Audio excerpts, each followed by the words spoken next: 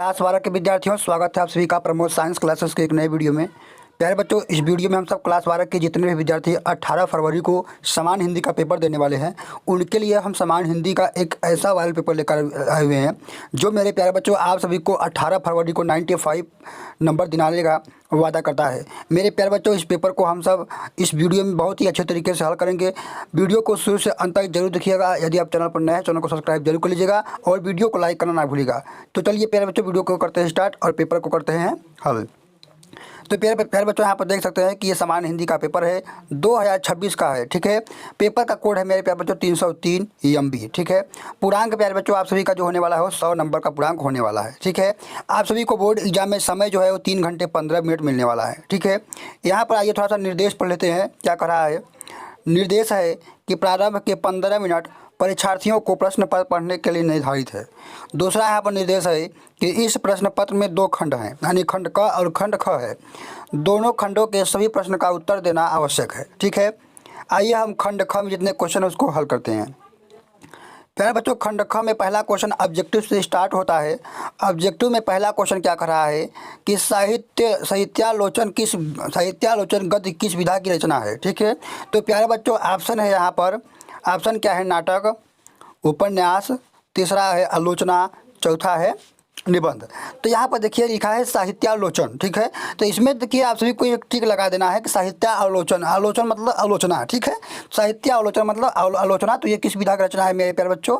आलोचना विधा की रचना है, यानी साहित्यालोचन गद्य की विधा क्या है? तो आलोचना है। दूसरा क्वेश्चन यहाँ पर ख है, कह रहा है कि भाग व पुरुषार्थ के लेखक कौन है? मेरे प्यारे बच्चों,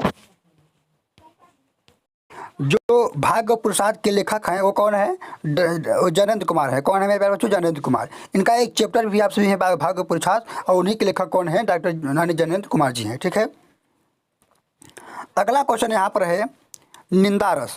निंदा रस निबंध के लेखक कौन है? तो बोल रहा है निंदा रस के लेखक, जो निबंध के लेखक है मेरे प्यारे बच्चों कौन है? हरिशंकर प्रसाद हैं। ये भी चैप्टर मेरे प्यारे बच्चों आप सभी के बुक में है। तो प्यारे बच्चों, मैं आप सभी को बार बार कहता हूँ कि जितने भी ऑब्जेक्टिव क्वेश्चन आते हैं वो ज़्यादातर आपके जो किताब में जो लेखक हैं, जो कवि हैं, उन्हीं की रचनाओं को देता है। 1-2 क्वेश्चन जो होता है मेरे प्यारे बच्चों जो अलग से दिया रहता है, लेकिन जितने भी ऑब्जेक्टिव होते हैं वो आप सभी के में जितने लेखक और कवि होते हैं उन्हीं की रचनाओं को देता है। ठीक है, यहाँ पर घ वाला क्वेश्चन क्या कर रहा है कि सरस्वती पत्रिका का प्रकाशन किस युग में हुआ? तो प्यारे बच्चों, सरस्वती पत्रिका का जो संपादन हुआ था वो द्विवेदी युग में हुआ था। और पूछ लेता है कभी कभी सरस्वती पत्रिका के प्रकाशन यानी पत्रिका के संपादक कौन है? तो सबसे पहले सरस्वती पत्रिका को श्याम सुंदर दास जी ने लिखा था। ठीक है, संपादित किया था। फिर बाद में इसी पत्रिका को ही किसने किया? महावीर प्रसाद द्विवेदी ने। तो मेरे प्यारे बच्चों, श्याम सुंदर दास और महावीर प्रसाद द्विवेदी दोनों जो है द्विवेदी युग के ही लेखक हैं। तो इसीलिए क्या माना जाता है कि जो सरस्वती पत्रिका का प्रकाशन वर्ष है, प्रकाशन युग है, वो कौन सा है? द्विवेदी युग है। अगला अंग वाला क्वेश्चन कर रहा है यहाँ पर कि भाषा और आधुनिकता निबंध के लेखक कौन है? तो यहाँ पर देखिए ये भी चैप्टर आप सभी के सिलेबस में है, भाषा और आधुनिकता, और जिसके लेखक कौन है मेरे प्यारे बच्चों? प्रोफेसर जी सुंदर रेड्डी जी हैं। चौथा आंसर क्या है इसका? राइट है। यहाँ पर दूसरा वाला क्वेश्चन कह रहा है कि तारसप्तक का प्रकाशन वर्ष है। मेरे प्यारे बच्चों, तारसप्तक का प्रकाशन वर्ष जो है 1943 ईस्वी है। ठीक है, और कभी कभी इसी क्वेश्चन को पूछता है कि तारसप्तक की प्रकाशन कौन है, यानी तारसप्तक के संपादक कौन है? तो तारसप्तक के जो संपादक है मेरे प्यारे बच्चों सच्चिदानंद हीरानंद वात्स्यायन अज्ञे जी हैं। ठीक है, ये पूरा नाम कभी कभी दिया जाता है और कभी कभी सिर्फ अज्ञे दिया जाता है। तो अगर पूछे तारसप्तक का प्रकाशन वर्ष तो 1943 ईस्वी है। यदि पूछे कि तारसप्तक के प्रकाशक कौन है, तो मेरे प्यारे बच्चों कौन है? अज्ञे जी हैं। ठीक है, अज्ञे जी हैं। ख वाला क्वेश्चन क्या है यहाँ पर देखिए, प्रिय प्रवास महाकाव्य के रचयिता कौन है? तो प्रिय प्रवास जो है मेरे बच्चों आप सभी एक चैप्टर है जो जिसका नाम है पवन दूतिका। तो देखिए जो पवन दूतिका है वो प्रिय प्रवास महाकाव्य से ही लिया गया है। और पवन दूतिका के लेखक कौन है? अयोध्या सिंह उपाध्याय हरिओत जी हैं। तो इस प्रकार से मेरे बच्चों इसका जो राइट आंसर है अयोध्या सिंह उपाध्याय हरिओत जी हैं। ठीक है, तो देखिए ज़्यादातर क्वेश्चन आप सभी के बुक से ही दिया गया है। यहाँ पर ग वाला क्वेश्चन है कि झरना के रचयिता कौन है? तो मेरे प्यारे बच्चों आप सभी में एक चैप्टर है श्रद्धा मनु। श्रद्धा मनु के जो लेखक है मेरे जयशंकर प्रसाद जी हैं। लेकिन यहाँ पर देखिए जयशंकर प्रसाद जी की ही रचना पूछ रहा है कि झरना के लेखक कौन है? झरना के लेखक कौन है? तो जयशंकर प्रसाद जी हैं झरना के लेखक। ठीक है, अगला क्वेश्चन है कि ज्ञानाश्रयी भक्ति शाखा के प्रतिनिधि कवि कौन है। तो ज्ञानाश्रयी शाखा के जो प्रतिनिधि कवि है मेरे प्यारे बच्चों वो कौन है, कबीरदास जी हैं। कौन है, ऑप्शन नंबर जो चौथा है मेरे प्यारे बच्चों क्या है, राइट है। यहाँ पर अंग वाला क्वेश्चन कर रहा है कि हिंदी साहित्य के आदिकाल के लिए चारण काल नाम दिया था, किसने दिया था, यानी हिंदी साहित्य के आदिकाल के लिए चारण काल नाम किसने दिया। यहाँ पर देखिए ऑप्शन है रघुनाथ कीर्तन ने, रामचंद्र शुक्ल ने, राम कुमार वर्मा ने, डॉक्टर नगेंद्र ने। तो इसका जो राइट आंसर है मेरे प्यारे बच्चों क्या है, राम कुमार वर्मा ने। ठीक है, तो इस प्रकार से आपका ऑब्जेक्टिव क्वेश्चन खत्म होता है। और यहाँ से देखिए तीसरा क्वेश्चन आपका गद्यांश पर आधारित है। तीसरा क्वेश्चन कर रहा है कि दिए गए गद्यांश पर आधारित निम्नलिखित प्रश्नों के उत्तर दीजिए। मेरे प्यारे बच्चों आप सभी के 2 गद्यांश दिए रहेंगे, 2 गद्यांश में से किसी एक गद्यांश को आपको करना है। इसी गद्यांश पर मेरे प्यारे बच्चों आप सभी को 5 क्वेश्चन दिए जाएंगे और प्रत्येक क्वेश्चन जो है मेरे प्यारे बच्चों 2 नंबर का होगा, यानी पूरा जो गद्यांश होगा आप सभी का 10 नंबर का होने वाला है। तो देखिए गद्यांश देखिए थोड़ा सा हम पढ़ते हैं। यहाँ पर देखिए है कि लिखा है कि राष्ट्र का तीसरा अंग जन की संस्कृति है। मनुष्यों ने युगों युगों में जिस सभ्यता का निर्माण किया है वही उसके जीवन का श्वास प्रवास है। बिना संस्कृति के जन की कल्पना कब धर्मात्र है। ठीक है, तो देखिए इसी पर आप सभी के यहाँ देखिए 5 क्वेश्चन दिया जा रहा है जिसका आंसर आप सभी को इसी गद्यांश में क्या है मिलेगा। देखिए यहाँ पर पहला क्वेश्चन क्या कर रहा है यहाँ पर कि उपर्युक्त गद्यांश के लेखक और शीर्षक का नाम लिखिए। देखिए मतलब कर रहा है कि इस गद्यांश का लेखक कौन है और इस जो गद्यांश है ये गद्यांश किस पाठ्यक्रम का है। तो मेरे प्यारे बच्चों आपसे बता दूं कि ये जो गद्यांश के लेखक जो है मेरे प्यारे बच्चों वो कौन है, वासुदेव सरल अग्रवाल जी हैं। और बात करें इसके पाठ का नाम क्या है तो राष्ट्र का स्वरूप है। ठीक है, तो इसमें से देखिए आपका जैसे देखिए यहाँ पर दूसरा क्वेश्चन क्या कर रहा है कि राष्ट्र का तीसरा अंक क्या है। तो इसका आंसर देखिए यहाँ पर पहली ही लाइन में है, क्या कर रहा है कि राष्ट्र का तीसरा अंग जन की संस्कृति है। बस इतना ही आप सभी को लिखना है, 2 नंबर मिल जाएगा एक क्वेश्चन पर मेरे प्यारे बच्चों। ठीक है, तो आइए बातें हम लोग पद्यांश पर। देखिए यहाँ पर पद्यांश पर क्या करा है, करा है कि दिए गए पद्यांश पर आधारित निम्नलिखित प्रश्नों के उत्तर दीजिए। ये यहाँ पर देखिए आप सभी को यहाँ पर पद्यांश दिया गया है एक। ठीक है, और इसी पद्यांश पर आधारित यहाँ 5 क्वेश्चंस दिए गए हैं। ठीक है, 5 क्वेश्चन दिए गए। पहला क्वेश्चन यहाँ पर कह रहा है कि उपर्युक्त पद्यांश के कवि एवं कविता का नाम लिखिए। तो ये जो मेरे बच्चों जो पद्यांश है ये श्रद्धा और मनु चैप्टर से लिया गया है। कहाँ से, श्रद्धा और मनु से लिया गया है। ठीक है, और बात करें श्रद्धा और मनु के लेखक कौन है, जयशंकर प्रसाद जी हैं। कौन है, जयशंकर प्रसाद जी हैं। ठीक है, अब देखिए यहाँ पर 5वां क्वेश्चन क्या कर रहा है कि निम्नलिखित में से किसी एक लेखक का साहित्यिक परिचय देते हुए उनकी प्रमुख रचनाओं का उल्लेख कीजिए। यहाँ पर आप सभी के पास 3 लेखक दिए गए हैं, डॉक्टर हरिप्रसाद द्विवेदी, वासुदेव सरल अग्रवाल, डॉक्टर APJ अब्दुल कलाम।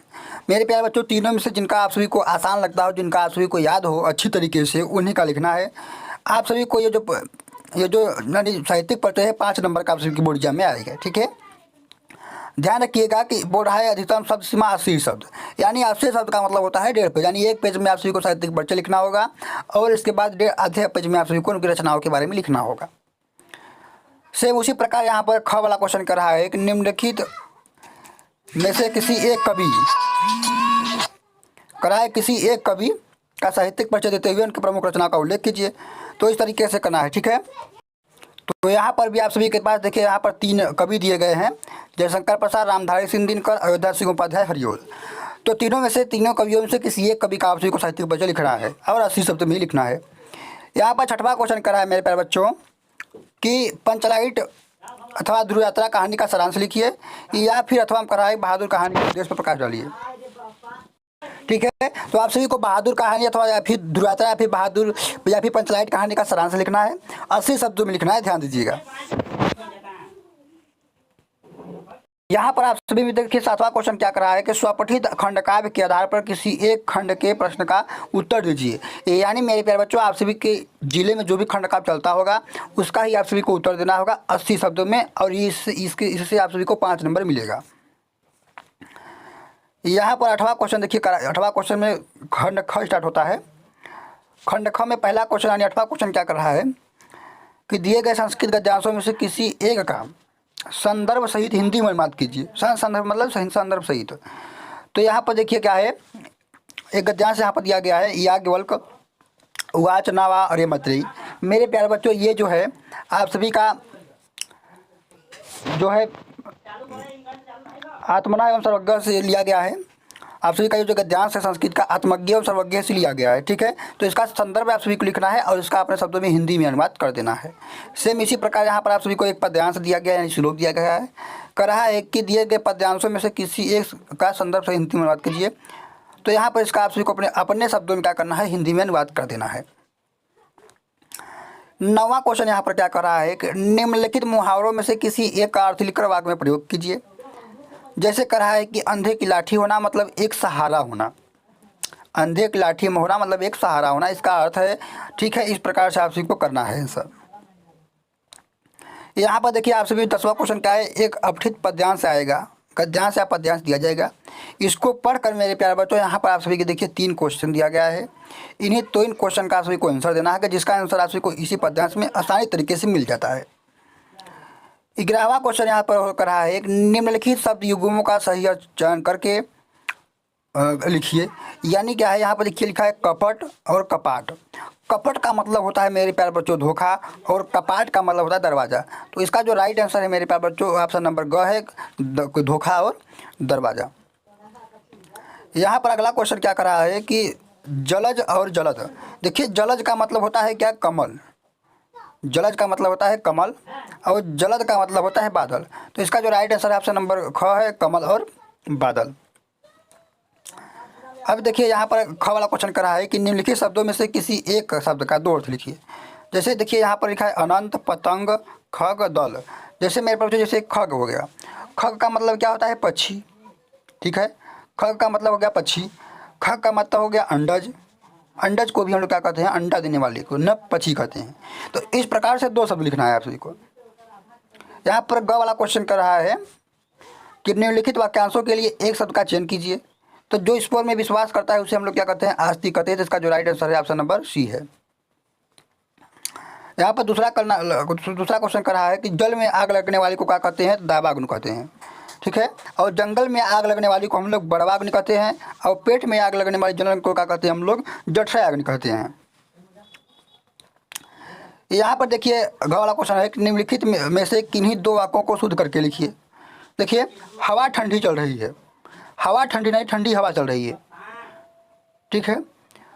मैं पानी पी लिया हूँ नहीं, मैंने पानी पी लिया है, इस तरीके से लिखना है, ठीक है। यानी 2 वाक्यों को शुद्ध करके लिखना है। यहाँ पर जो 13वां क्वेश्चन है मेरे पास ये रस अलंकार पर है। रस अलंकार आप सभी के लिए मैंने एक वीडियो बना दिया है, जिसका लिंक आप सभी को डिस्क्रिप्शन बॉक्स में मिल जाएगा। और वहाँ से जाकर आप सभी को क्या करना है, रस अलंकार तैयार कर लेना है। बात करते हैं 13वां क्वेश्चन। 13वां क्वेश्चन पर आप सभी को मेरे प्यारे बच्चों पत्र लिखना है। कहा है कि किसी विद्यालय के प्रबंधक के नाम प्रवक्ता पद पर अपने नियुक्ति के हेतु एक आवेदन पत्र लिखिए, या फिर किसी व्यवसाय प्रबंधक को व्यवसाय करने के लिए ऋण प्राप्ति के लिए आवेदन पत्र लिखिए। 14वां क्वेश्चन स्टार्ट करा है यहाँ पर निबंध लिखने के लिए। करा है कि निम्नलिखित भाषा शैली में से विषयों में से किसी एक पर अपनी भाषा शैली में निबंध लिखिए। यहाँ पर देखिए आपके पास 5 दिए गए ऑप्शन, किसी एक करना है। तो मेरे प्यारे बच्चों इस तरीके से आप सभी को पेपर बहुत अच्छे तरीके से इसका जो PDF है हमारे टेलीग्राम चैनल पर मिल जाएगा, वहाँ जाकर PDF को डाउनलोड कर लीजिए और अपने पेपर को हल कर लीजिए। तो धन्यवाद मेरे प्यारे बच्चों, मिलता है अगली वीडियो में एक नए टॉपिक के साथ।